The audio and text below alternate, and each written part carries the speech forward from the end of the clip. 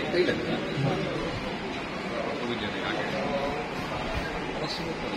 আমি আনিসুল্লাহ কথা বলছি। যুবদল করুন। হ্যাঁ, আমি আনিসুল্লাহ 27 নম্বর ওয়ার্ড যুবদল।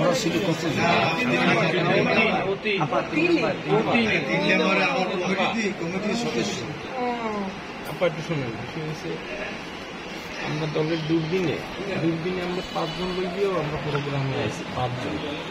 আর এই শহরে সাদেক মান্নার ভয় পাইছে সবাই, কিন্তু মানতে হবে এই জিনিসটা। বহুত লোকই ভয় পাইছে, মুষ্টিময় কিছু লোকজন ভয় পায় না তাদের।